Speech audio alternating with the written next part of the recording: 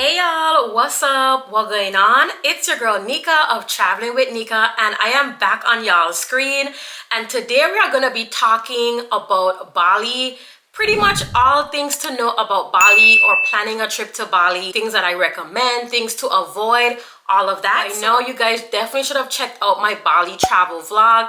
I think I'm planning to split them up in two. So if there's definitely part one and part two, go ahead and check them out, and I'll definitely link them in the description below so you guys can easily click the links and watch those.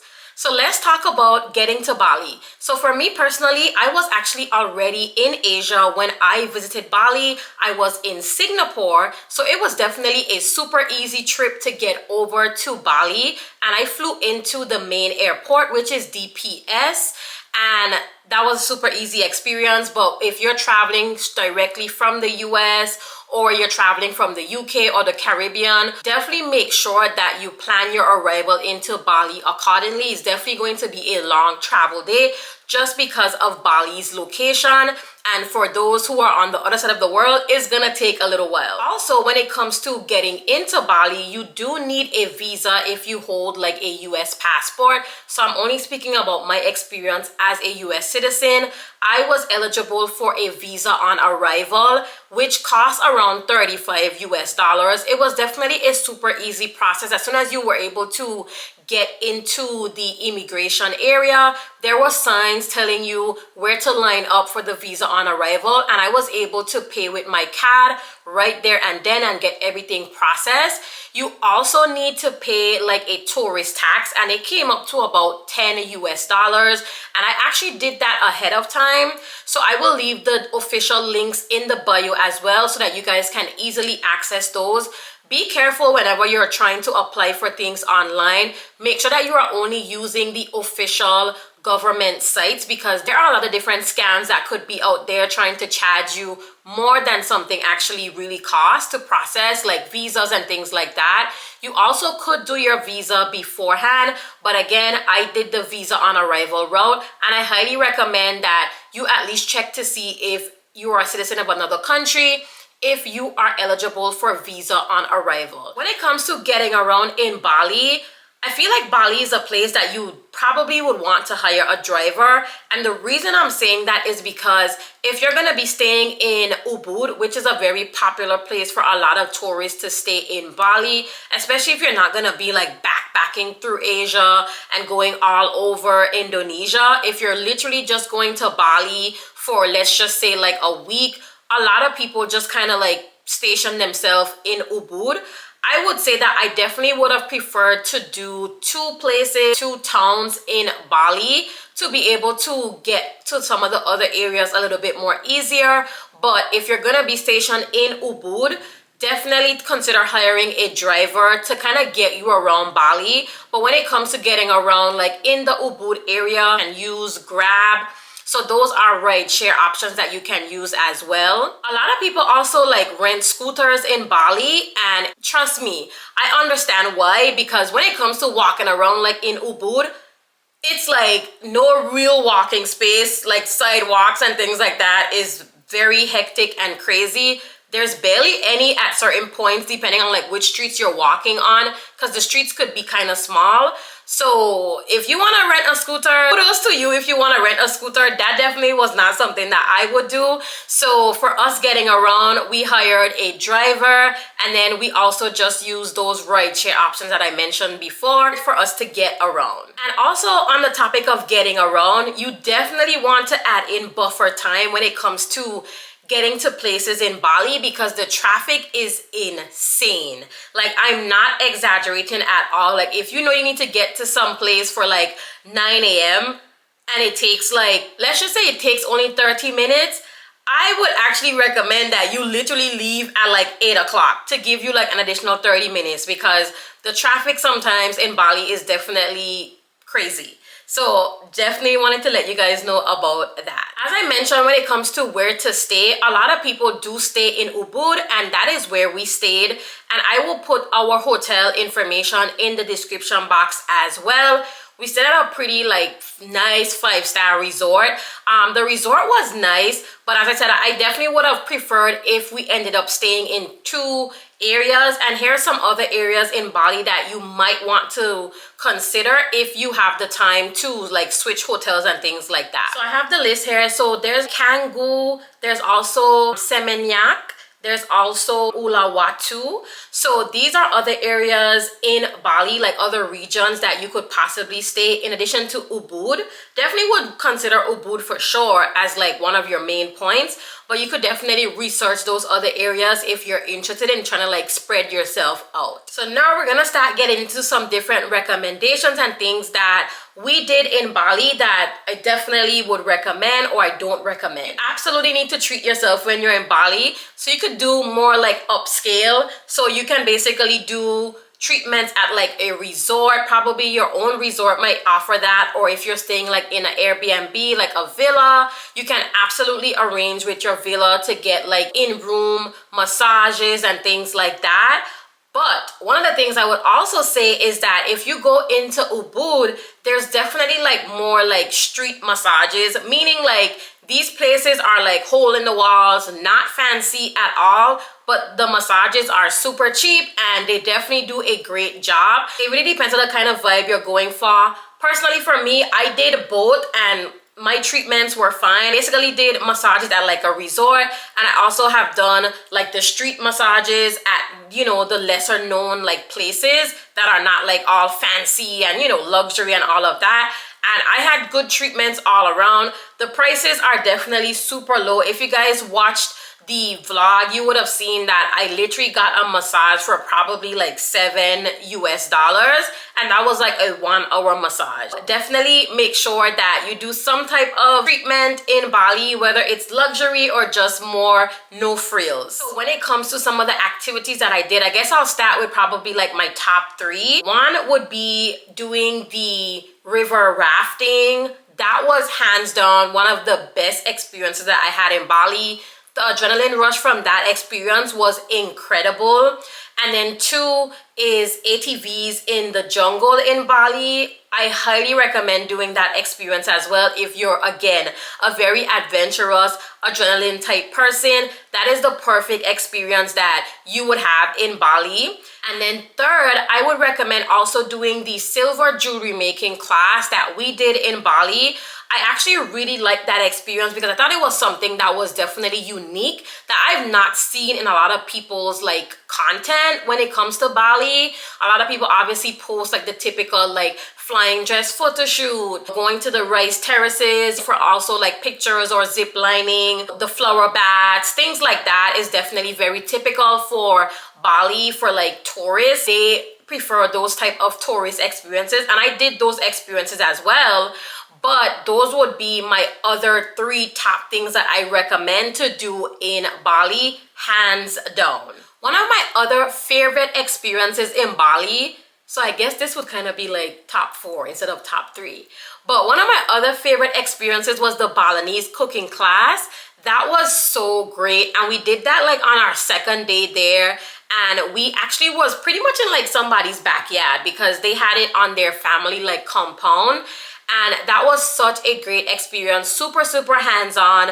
So these are the type of things that I like to do when I personally travel. I want to be interacting with the local people, learning different things about them. Cooking is such a great way to learn more about like local customs and, you know, food. It's just a great way to connect people as well. So just learning about those Balinese dishes and actually preparing them and cooking them and being able to eat them and share a meal with friends. It was such a great experience, and I definitely highly recommend that as well. You guys also would have seen that I had said that I skipped like the beach and like the water day, and by that day I was definitely over all of the driving and stuff in Bali, and I was like, no, I just want to be like in Ubud, like surrounding areas. Like I do not want to have to drive like a whole hour plus to get to some, you know, beach thing and go on some random boat and then go to this place to like take pictures. I was like, no. Like one of the things I tell people all the time is that I'm Caribbean, y'all. Like, I literally grew up in the VI. We have some of the best beaches in the world, and I'm not saying that Bali beaches were not worth it, But for me personally, the drive to get there plus like the hike to get down. So they were basically going to Nusa Penida, and I'll try to insert pictures. You guys definitely would have seen them if you're kind of researching Bali. Personally, for me, I was like, I'm not doing that. Like the hike to get down there, from what I've seen in the videos and what I've also been told personally, I was like, yeah, not worth it. I'm skipping that. The other thing that I also skipped in Bali was the Handara gates. You guys would have also seen pictures of that as well online if you've done your research about Bali so far. I'm telling you guys, the wait was like an hour and a half, and you literally are just going there to like take a picture. That's actually an illusion. And I was like, no, like take me to the waterfall. I would prefer going to see, you know, waterfalls and, you know, having a more relaxed afternoon than standing in line for an hour and a half. And we literally had just came from a temple that had like a similar structure, and we just took pictures there. And because I was like, yeah, I'm not about to wait like over an hour and a half for pictures when I've literally already been taking so many pictures in Bali, literally back to back, all these different photo shoots and things like that. Yeah, I skipped that as well. But just keep in mind that if you are going to be doing the Handara gates, that is something that you have to wake up super early for. Like you are going to be getting up at like 3 o'clock in the morning. So you could try to like beat the crowds and get there so you could get in line to get like your, you know, your iconic photo and things like that. So if it is something that you want to do, just keep in mind that it's gonna be a wait, and it's also going to be a very early wake up time. But again, it's totally up to you and how you want to plan your trip to Bali. I'm just also just sharing my experiences and what I pretty much refused to do. And some of the other things that we did as well was we actually went to one of the waterfalls in North Bali, and I actually really liked that waterfall. It was just so relaxing, so scenic. I loved it so much. And then we also did the famous flower bath at one of the local resorts in Bali, and we also got massages there as well. 10 out of 10 experience. When it comes to the flower bath, I just want to give a caution that it is fresh flowers, y'all. So you might, you know, see some bugs. Just keep that in mind, okay? But the experience was definitely amazing. We did our flower bath first. We did our massage like afterwards, and that was so perfect. Perfect way to kind of like end off the day after being like adventurous and things like that. We also went to the Mason Elephant Park. So Camille and Amaka, we actually went there. It was something that they really wanted to do, so I arranged it for us, like the driver and things like that, and got us there. And yeah, we were able to go there. We got to feed the elephants as well. They do have different, you know, types of experiences there. Like you could do elephant riding if, you know, that's something that you would like to do. We said this in the vlog. I personally was not going to ride the elephants. I just kind of had felt a little weird about it. Once I got there, I asked the staff a bunch of questions in terms of like the elephant riding. I ended up deciding to do it. But to be honest, like looking back, I definitely should have just stuck to what my mind was telling me before I got there, that I don't want to ride the elephants. But anyways, in hindsight, yeah. Me personally, I wouldn't do that experience anywhere else again. I did it. That was definitely a one and done. But I definitely enjoy like feeding the elephants and things like that. We also did the famous, you know, Bali swing photos. So we went to the real Bali swing and had that entire experience. There's different prices that comes with like the package. So the package where you have access to go to all of the different backdrops is about $45 US. And then if you want to use like their on-site photographer, they'll take pictures of you and all of that stuff. That is about like $14 US extra. To rent the dress itself, like the flying dress, that's about $18 US. And again, we went with the real Bali swing. There's so many places that you could take pictures in Bali, y'all. But I personally, I saw some of the other places because those were some of our stops as well. But I would recommend that you actually just go straight to the real Bali swing and have your experience there. The other places like at the rice field, and I forgot the name of the other place that we went to that also had like backdrops and things. I mean, it was cool, but at one point, by that time, I think it was like our third day, I was like, I am overtaking all of these pictures at this point. And that's one of the things I would say is like a downside for Bali. They've definitely like catered, I think, too much to like the Instagram like aesthetic. And it's like a lot of the places you go is just about like picture, picture, picture, picture. And I think that's why I ended up doing some other experiences like on my own, because I was like, I am tired of just like getting up, going to a place and just taking pictures and like leaving. Like, I want to do something like fun, something memorable. Other than get nice pictures, I want to like hear more about like the history, the culture, things like that. So that's definitely just my personal like experience about Bali. And yeah, I just want to keep it like super candid and yeah, just keeping it real. And I think that that's definitely like a downside to like social media. Don't get me wrong, I think social media is obviously very powerful. So things that, you know, obviously like for me, like I share with you guys my travel experiences all over the world and literally give you guys the blueprint to travel to these places too. But one of the things I would say is when it comes to Bali, a lot of the things are just about like picture, picture, picture, picture. And by the third day, even as a travel content creator, I was like, I can't do it no more. I cannot do it anymore, okay? Anyways, let's keep going. So those are just some of the experiences that I had in Bali. Obviously, as I said, check out the travel vlogs to see all of the things that we did. Those are just some of the things that I recommend or don't recommend, but we definitely did a whole bunch of different things. And yeah, check out the vlog. The next tip is regarding like currency and like payments in Bali. So one of the things I would say is that I was actually able to use my card in Bali, like my credit card. I use one of the travel cards that I have that don't charge any foreign transaction fees, so I could just swipe my card and go along my day. But I would also say that you want to definitely have a card that you can take off cash in Bali, because there were definitely some experiences that I had to use cash for. So I had to go to the ATM. I probably used the ATM at least about like 3 times in Bali. And you can absolutely be a millionaire in Bali super, super easy, y'all. Like $1 million is like, I think like about 60 or like 65 US dollars. So it's not that much to be a millionaire in Bali. And the money goes quick and they have big bills. So like you literally be holding like a $100,000 bill and it's like, what in the world? A $50,000 bill, etc. So just keep that in mind. The official currency of Bali, Indonesia is the Indonesian rupiah.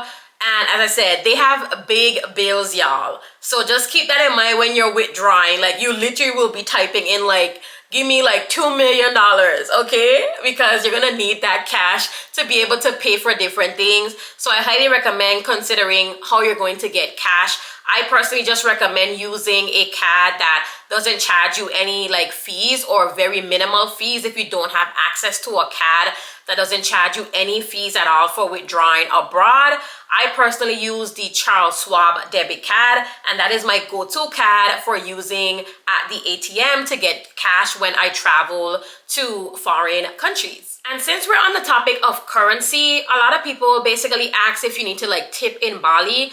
I would say that tipping is obviously not necessarily something that is like required, but I do think that in Bali it is accepted and people, you know, have definitely asked for tips when I was in Bali. So I would say, you know, when you're withdrawing cash, keep those things in mind that, you know, you may want to give like your driver a tip, you know, the tour guide, things like that, especially if you're going to be going to very popular like tourist experiences. Those people might be taking like your photos and things for you. You definitely want to give those individuals who are working on your behalf tips. So I highly would recommend that you consider tips in your budget, and when you're withdrawing money from the ATM, consider like having those bills set aside to be able to tip those individuals. When it comes to language, like barriers or anything like that, I found that most of the individuals that I interacted with throughout like that, 8 days in Bali,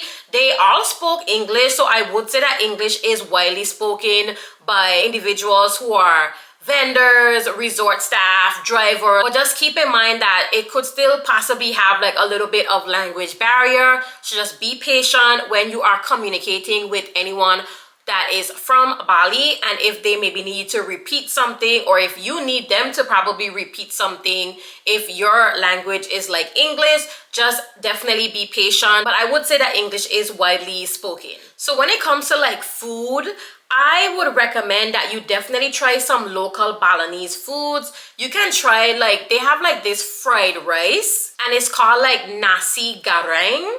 And you definitely want to try that. It was so good. 10 out of 10, okay? Another thing that I would absolutely recommend that you try is like the satays. So I had majority of the time, I think I tried like only the chicken satays. So good, amazing, 10 out of 10. Another thing that I would recommend if you eat like seafood is like the tuna, and it's normally wrapped in like banana leaves. Definitely would say, you know, just be cautious of like where you're buying it from. So the first time that I tasted it is actually one of the meals that we prepared in the cooking class. So that was like my first time like tasting it.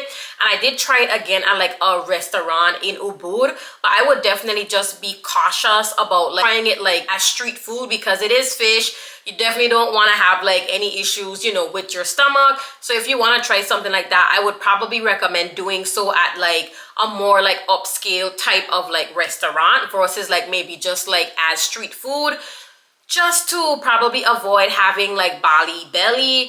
And that's another thing that people say a lot when it comes to like maybe like drinking the water and certain foods in Bali that you may want to like just be mindful of. I actually prepared for that, and I personally brought Imodium. So I actually bought the pills on Amazon, and I'll link those in the description as well on my Amazon storefront. And those pills, I think I probably used them at least about one time when I was in Bali, just as like a precaution because I just wasn't sure. And yeah, I didn't have like any issues with Bali belly or anything like that, but there are some people that definitely get really sick. So I would say just prepare by, you know, buying those pills or just getting them in the local pharmacy once you get there. Another thing I would recommend is charcoal pills. That's something that's also recommended for you to take, which is like activated charcoal to just kind of like help you as you're gonna be eating and drinking different things. But definitely do not drink the water in Bali. You know, even when we were brushing like our teeth and things like that, we used bottled water. When it comes to staying connected in Bali, I personally had my hotspot. So I bought a SIM card at the airport before I even left the airport. I bought my SIM card, got that activated with data, and I used my hotspot when we were going like on those drives and, you know, all around Bali, because I do think that the Wi-Fi or connection, if you're roaming, for example, could be a little spotty if you're really going into like remote areas. So I would say that I definitely had my hotspot as like a backup if for any reason like my actual like, you know, data from roaming wasn't really working. That was like a backup by having like the local SIM. And you could also consider doing an eSIM through Airalo. So I would also leave the link in the description box if you want to check out Airalo. You are able to get an eSIM through them for literally so many different countries all around the world. And you just have to literally type in the country and go through the process of activating your eSIM. And voila, you will have, you know, access to internet on the go while you are in Bali. So now on the last topic, I pretty much would get into like things that I think you should definitely pack with you, things that I think you should definitely just keep in mind, like cultural norms and things like that. You definitely want to make sure that you pack very comfortable shoes in Bali. Because as I said, you don't want to be trying to think like, oh, you're going to be walking Bali streets in like heels, for example. Do not recommend, okay?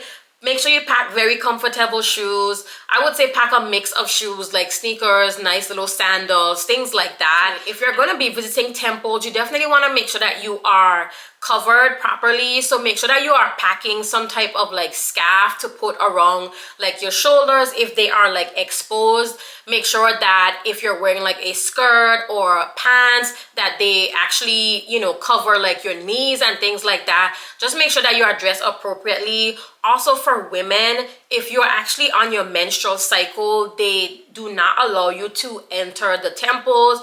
That is a rule, that is a thing in Bali. So just keep that in mind as well.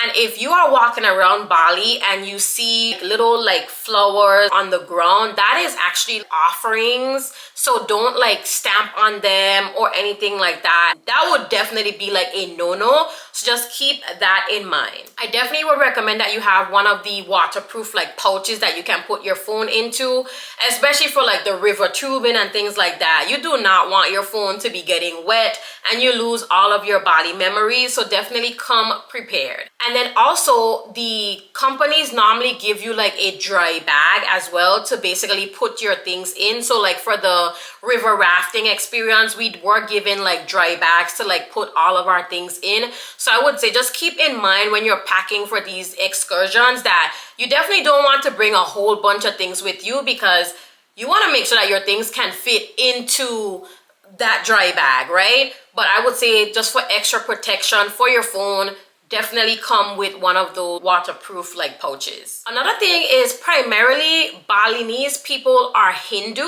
So you definitely want to keep that in mind in terms of like religion and practices and things like that. Just be respectful to everyone that you interact with, whether they're from Bali or not.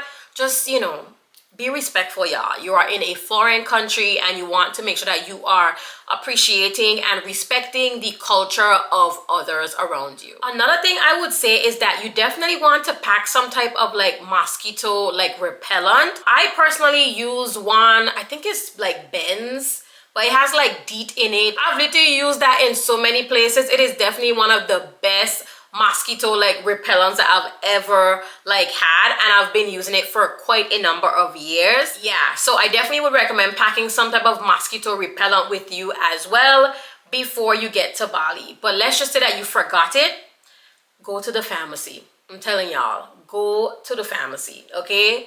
You will get what you need. And lastly, definitely know that Balinese people are so nice, so hospitable. When I tell y'all nice, like I am not exaggerating. Some of the nicest people that I've met while traveling abroad. So smile, be nice to them as well. You know, interact with them, be respectful as I said, and enjoy your time in Bali. So I hope this video was super helpful for you guys to get you on your way to Bali, enjoying yourself across the world. And I had a great time exploring Bali, Indonesia, and I hope you do too. Again, don't forget to check out my travel vlog to really see my Bali experience in the flesh. Well, not really. On the camera screen. To see it on the screen, not in the flesh. But y'all know what I mean. See y'all.